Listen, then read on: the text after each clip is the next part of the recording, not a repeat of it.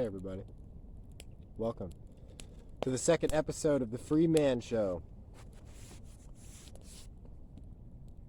I'm very excited to be bringing this episode to you because we have finished talking about the somewhat dry fundamental rhetoric that made up the first bit of the show, and now we can start diving into the fun stuff.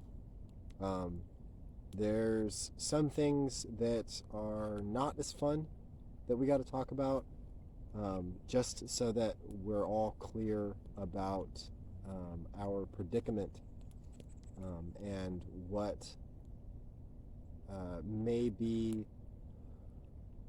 logistically feasible, sustainable, and optimal solutions to the problems. So let's start with the problem, because eating the biggest frogs first makes the rest of the work easier.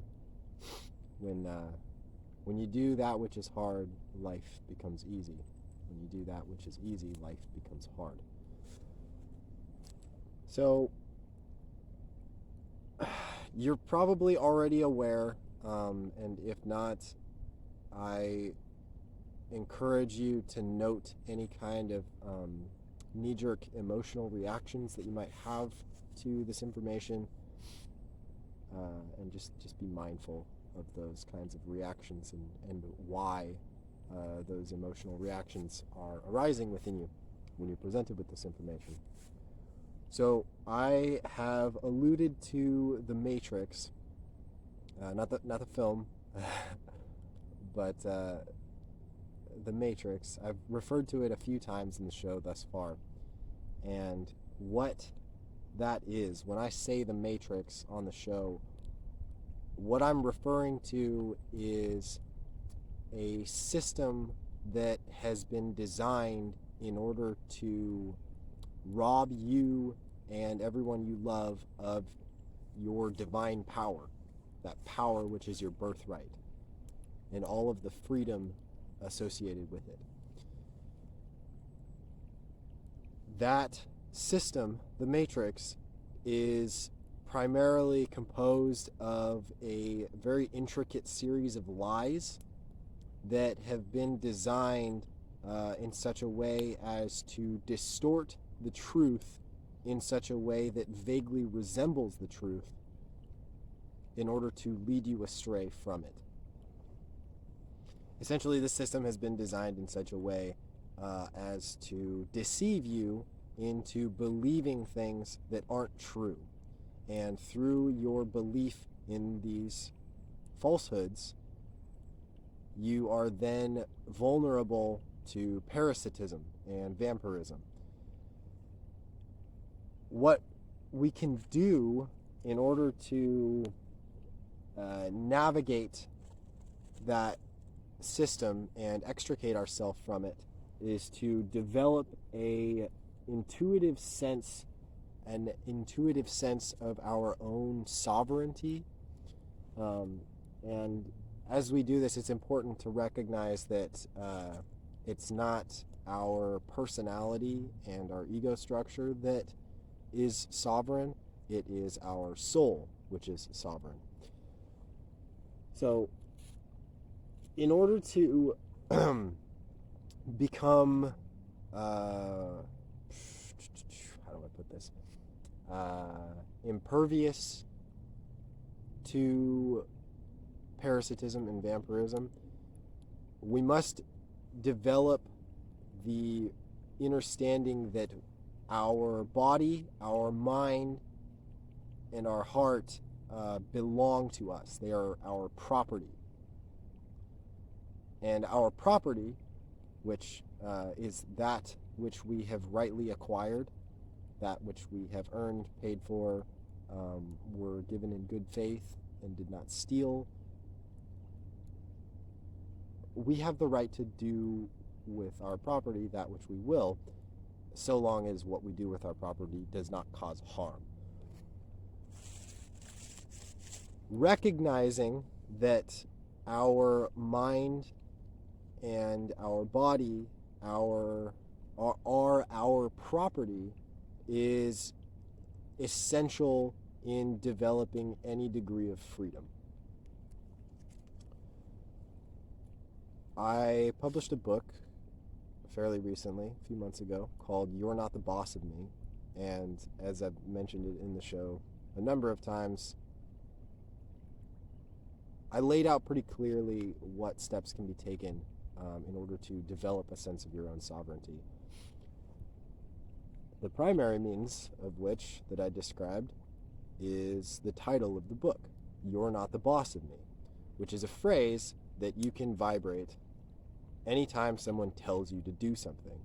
You don't necessarily have to say it to them, but to recognize internally that no one has command over you. No one rules over you. No one has the right to govern you. To govern means to restrict or limit. And it's interesting because the etymology of the word government actually means mind control, because govern or governare means to restrict or limit or bind, and mens means mind. The word government literally means mind control. And that's something that we really have to be clear about moving forward, that government is the problem. That the structure of government is actually the mechanism by which slavery is put in place.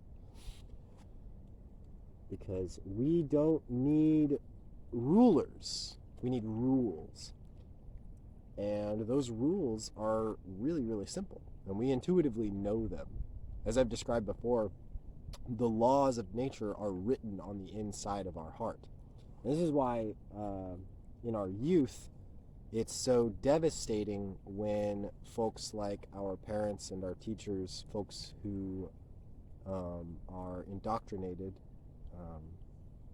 brainwashed into believing the falsehoods of the Matrix, impose those falsehoods on us. Because as children, we intuitively know what's right. So when we naturally feel inclined to behave that way, in alignment with truth, to have the ideologies of the Matrix imposed upon us by people that we intuitively sense are people that we're supposed to be able to trust is very traumatizing. A lot of us are still working through that trauma.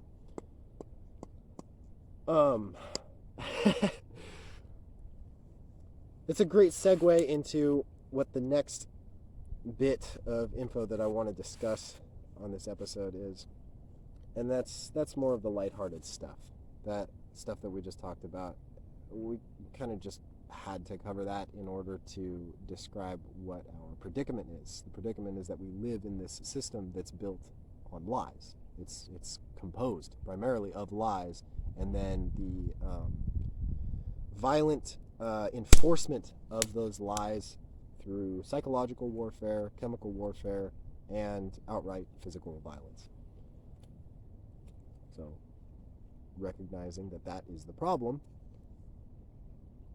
I have some working understanding of the solution, at least as has been demonstrated to me through direct experience in my own life,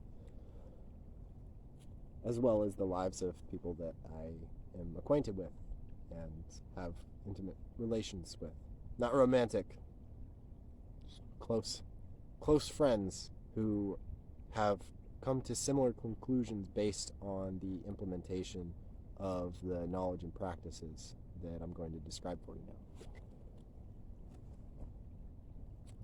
One of the first things that we have to recognize when we start examining how we're going to get out of this mess is to recognize that humans are, in a word, programmable. Our subconscious mind, which is a huge portion of our mental faculties. Like 95% of our mental faculties is subconscious, which kind of lends to this idea of us only using like 5% of our brain. That's the conscious part of our mind, right? Most of our mind's operating system is subconscious, right? And that being the case, that subconscious mind is being programmed all the time, consciously or unconsciously. Every experience that you have, everything that you do, every choice that you make, every interaction you have, everything that you bear witness to, it's all programming your subconscious mind. Which is why it's very, very important to organize your life in such a way where you are consciously and intentionally selecting the types of experiences that you're going to have. Now, that doesn't necessarily mean that you have to like control every little detail of your life. I mean, that would be neurotic. But you do get more selective about like the company that you keep, the kind of work that you do, where you live, who you're acquainted with, not just like people that you keep company with, but people that you are associated with. You get selective about these things, not in like a fearful kind of way, but just consciously and intentionally choosing how to organize your life, recognizing that the way you organize your life is what is going to cultivate the types of experiences that you have, and also recognizing that the types of experiences you have are what is programming your subconscious mind. It's the quality of that content is the program that you're feeding to your subconscious mind. And in alignment with that, I don't know if I brought them with me, but I have these I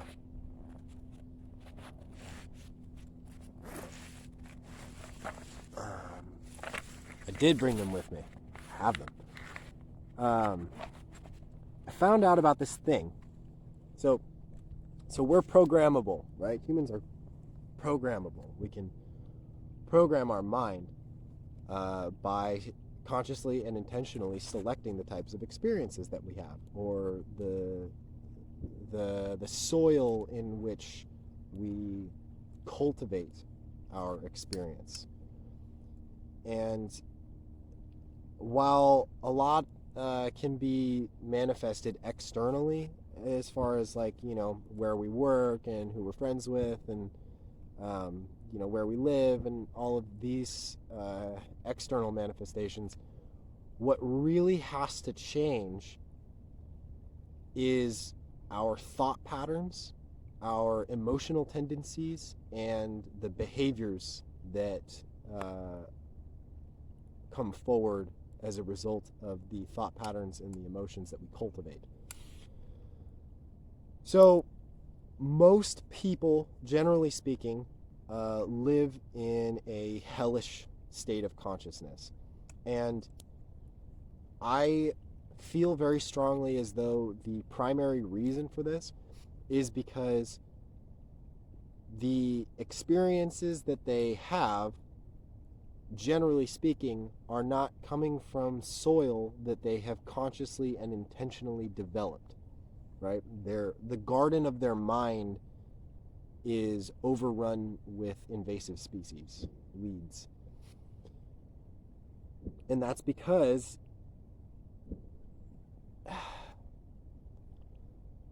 their whole personality and many of the belief structures and ideologies and predilections and sentiments and sensibilities that people are attached to are not ones that they consciously and intentionally selected. They are aspects, psychological attributes that were programmed into them by external forces. We're talking about parents and teachers and society and culture and government. So much of what the average person's personality and identity is composed of is something that they did not select consciously and intentionally. It's something that they sort of submitted to or capitulated to. Something that was being imposed on them that they succumbed to. That being the case, the suffering that most people, less and less all the time, but that many people experience stems from their personality, their identity, and thus the quality of their experience being fraudulent, being inauthentic, even in conflict with their true nature.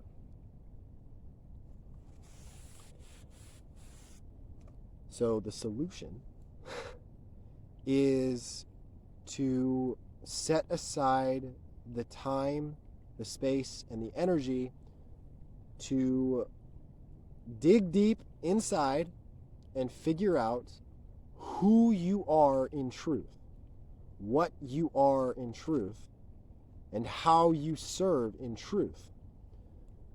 Because through that inner inquiry, earnest inner inquiry, we slowly but surely come to see and feel and know who we are in truth, what we are in truth, and how we serve in truth. We are free. We are free. We are free. Once we have done a bit of digging inside and identified our true self, we can then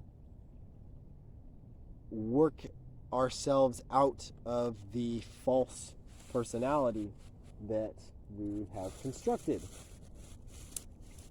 And it takes time.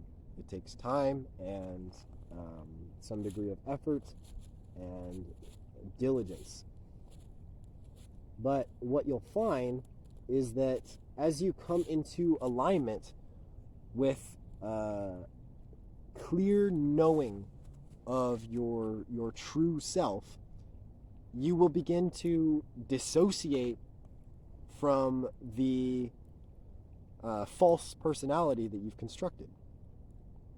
And over time, as you continuously reaffirm your certainty of your own true nature, then the false personality will become increasingly fraudulent. And all of it will become evidently fraudulent. It becomes clearer all the time how this, weak victim mentality, uncertain, unconfident, depressed, anxious personality is not you. That you are capable and powerful and honest, and you are integrity, you are love and peace and wealth.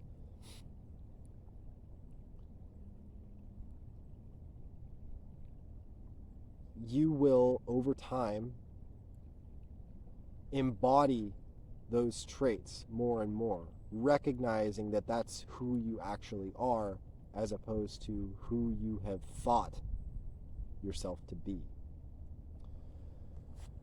So I have a tool that I've been using for, I want to say, just about 4 months now, that has radically changed my life. I know that sounds clickbaity, but it's really true. When you find something that actually works and is not detrimental to your health, it's something to get pretty jazzed about, like orange juice.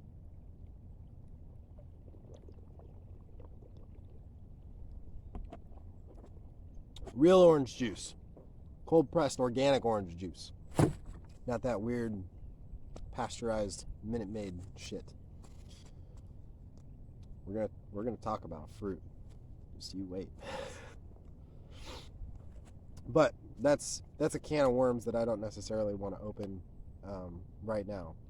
I'd like to share something that is more palatable to a wider audience. And so I'm going to share with you the single most powerful tool that I have discovered for reprogramming your mind to be in alignment with the truth of your divinity, as opposed to the depravity of the false personality that has been constructed for you by the Matrix. What I have here is a small deck of index cards. And on these cards, I have written some things that together constitute a program that I have designed consciously and intentionally, which is in alignment with my true self. And by reading these cards every day, first thing in the morning when you wake up and you're still in a theta state, and then last thing before I go to bed, when you're in that state akin to sleep, these transition periods between sleep and wakefulness are great times to program your subconscious, because the consciousness has not completely come forward and descended into the body yet. You're still, you're either going into or coming back from those higher states that you go into every night when you sleep.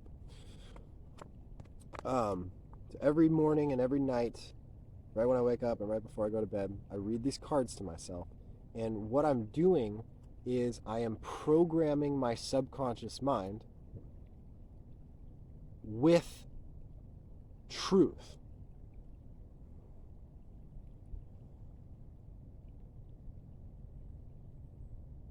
I'm programming my subconscious mind with truth. The truth of who I am, what I am, and how I serve. And that I'm free.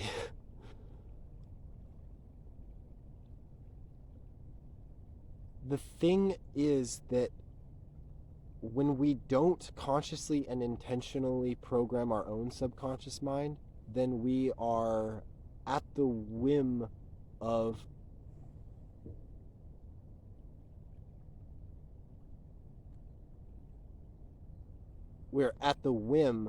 external circumstances. Basically, anyone and everything is free to impose its will upon our subconscious mind if we don't implement our own program for our mind.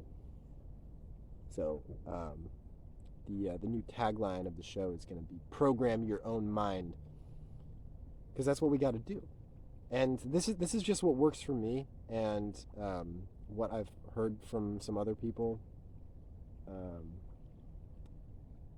that is actually working. I mean, basically, what's happened since I started doing this is that now that this program has been implemented into my subconscious mind, whenever the old bullshit personality stuff starts to come up within me, it's flagged as spam and it gets junked, because I don't identify with it. I don't agree with it anymore. It's not accurate. It's not in alignment with truth. I'm not going to share all of these cards with you guys, but I will share some just to kind of give you a feel for it. The first card that I have is, I'm not sure if you would call it a prayer, something along those lines, that Steiner propagated, but it was he adapted it from someone else whose name escapes me right now. When I remember, I'll mention it in the video description, but it goes something like this: more radiant than the sun, purer than the snow, finer than the ether, is the self, the spirit of my heart. This self I am. I am this self. And then in the evening time, it's the same thing, but backwards from I am this self up to more radiant than the sun. The second card in my deck is titled Gratitude, and essentially it's another type of prayer that tunes me into a state of gratitude. And it's not like it's not based in my external circumstances, because full transparency, my external circumstances are less than ideal at this current juncture. But I'm grateful for my life, for my health, for the hard lessons that I've learned. The fact that people that I love are alive and well, various other things. Reminding myself of these things that I'm grateful for puts me into this state of gratitude. And the state of gratitude in and of itself is like a mechanism for divine states of consciousness. That's been my experience. This next card is titled Vision, because what I've been finding is that once you have articulated to some degree where you see yourself, living your best life, like what that actually looks like, what you're doing, how you feel is like super, super important, because that's kind of, those feelings are what you have to cultivate in order to tune into those states of consciousness and attract your best life to you. So vision in general, my vision, your vision, the vision, is something that's become increasingly important to me. So this card is titled Vision, and it says, I and the vision are one. Ask and it shall be done. It is already done. This ties in with a lot of Neville Goddard's work, which I have been integrating and putting into practice recently. Knock and it shall be opened. I am gratitude, for I have found what I had sought and have it presently. Again, it's not that my external circumstances right now are manifest in a way that I would consider to be ideal, but I'm experiencing the journey from this current point in chronological time to the point in chronological time when that will have unfolded the way that not necessarily the way that I have foreseen it, but when I'll find myself like, oh wow, this is the life that I wanted. Gratitude can be cultivated prior to the physical manifestation of your desires or intentions. This next card is titled Breathing, and it's essentially an affirmation associated with a practice, pranayama, which is an essential practice for me. It's one of those things that I didn't do much before, and I find that as I continue to embody the attributes that I associate with my true self, that pranayama is a practice that is something that I just naturally feel inclined to cultivate. So this card reminds me of that, why I do that, and the feelings associated with it. Same thing with meditation and dietary practices. And it occurred to me to do some cards that are associated with tendencies. Like I mentioned how when old personality stuff that is not in alignment with my true self comes up within me, that it's flagged as spam.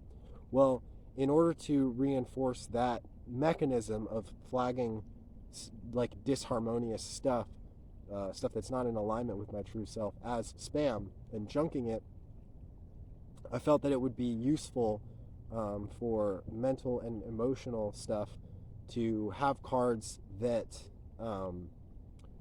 reaffirmed what is happening there. So this card is titled Mental, and it reads, whenever thoughts arise which are disharmonious, I prune those thoughts out of my mind. Then I replace them with accurate thoughts which are in alignment with my vision. And the next one's very similar. It's titled Emotional.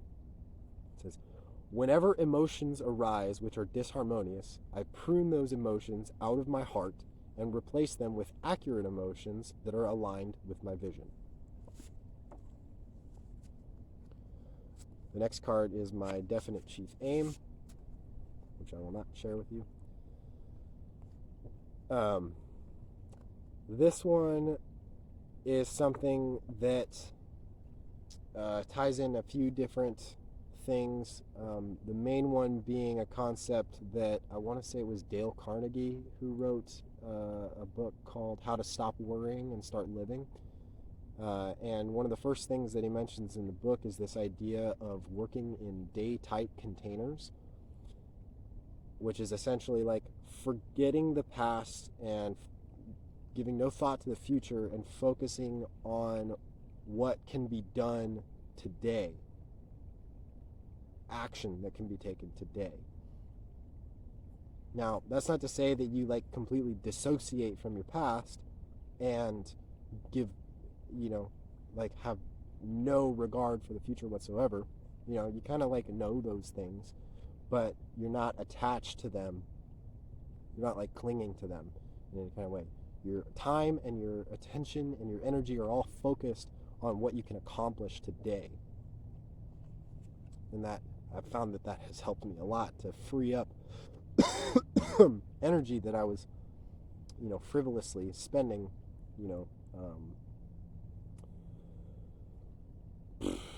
contemplating the past or, being concerned about the future. Now that energy is much more available to me to do what I got to do today. So the card says, forget past and future, feel vision presently, in day-type containers. This next card is something that I derived from listening to Joseph Rodrigues, who is marvelous. I will have a link to his content in the description of this video. He is fantastic. The work that he does is invaluable. He talks about power, presence, and warmth, and how those three things are of immense value to bring into everything that you do. If you come into every project, every task, every challenge, everything that you engage in with power, presence, and warmth, it enhances the quality of everything that you do. And the mechanisms by which I cultivate power, presence, and warmth in everything that I do is breathing, so pranayama, stillness, so meditation, and fruit, dietary practices. We'll talk more about that, I promise. We'll get around to it. Finally, near the end of this deck, I have a card that says why. And these are the reasons why I engage in the practices that I engage in, why I'm devoted to those practices, because I'm devoted to these things. So my offspring, everyone else, health, not just my health, but everyone's health, growth, not just my growth, but everyone's growth, nourishment for everyone, life, the earth, and God. And I know that some people are averse to the word God or like have different conceptualizations about God. When I say God, I'm talking about the laws of creation, natural law. And, the great all-encompassing spirit that flows through everything. I'm devoted to my child and all of you and life and the earth and God. I'm devoted. And that's why I do all the things that I do. Plus, it feels great. This card says, my ideal will emerge through daily practice. And I don't necessarily think of it as daily practice because I definitely don't do all of the things every day. I'm working myself up to that point. I can think of it as my ideal will emerge through consistent practice. It's essentially the idea that doing the work is what is bringing your best life forward. This card is titled Things to Do, and it's basically just what the work consists of for me, which is breathing, pranayama, meditation, dietary practices, eating fruit, developing mind maps, reading, playing, writing, planning, doing yoga, practicing hatha yoga, lifting, running, and recording.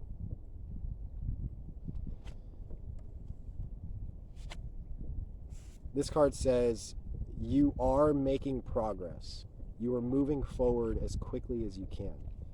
Those kinds of sweet nothings or positive affirmations are really valuable because while it may not be a super substantial, tangible kind of thing, it's one of those encouraging little pick-me-ups that can help elevate your vibrational frequency.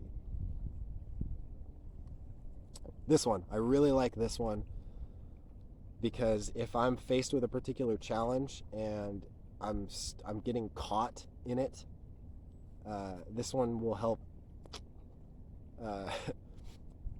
give me some space between what's happening and my psychological attachment to it. It says, what would this look like if it was easy? It doesn't have to be hard.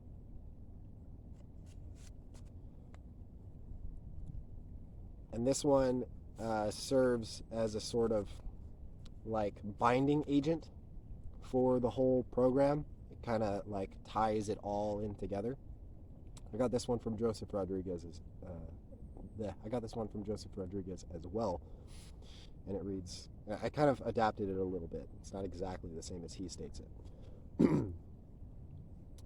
I realize that more so each day I let go of the attributes that are not me. As a result, I find greater responsibility and acceptance of experiences. This releases me from internal resistance and brings me up into higher planes.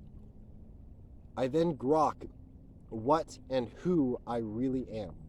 I accept and integrate these aspects, those related to my authentic self. This deepens my connection to intuition and understanding. This brings me to and carries me through any challenges that arise, to then transmute those challenges into opportunities. As a result, I embody the philosophy. I become who I am destined to be in relation to my vision, finding love and flow in all things. This brings me closer to the divine as I recognize that as within, so without. And then the final card is, I think of it as attunement, and I stated it more or less previously in the episode, but just for posterity. I received this from Paul Selig, who calls himself a conscious channel or something along those lines, where his connection to Source manifests through his relationship with what he calls the guides. He's an interesting dude, and things that he shares are very valuable.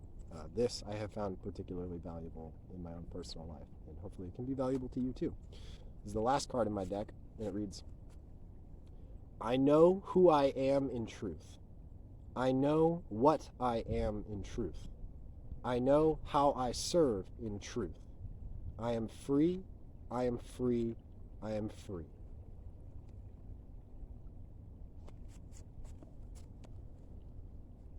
So I hope that this has exemplified the value of designing a program for your own mind, programming your own mind consciously and intentionally. This is simply a mechanism for doing that has worked for me. And I see this continue to work for me for the rest of my life, as long as I still need this kind of tool. In conclusion, I hope that it has been made clear how programming our own mind through knowledge of and alignment with the truth of who we are is a means by which we can extricate ourselves from the evil systems that we have been led into. And as we do that, to together build a better world for all of us and our children.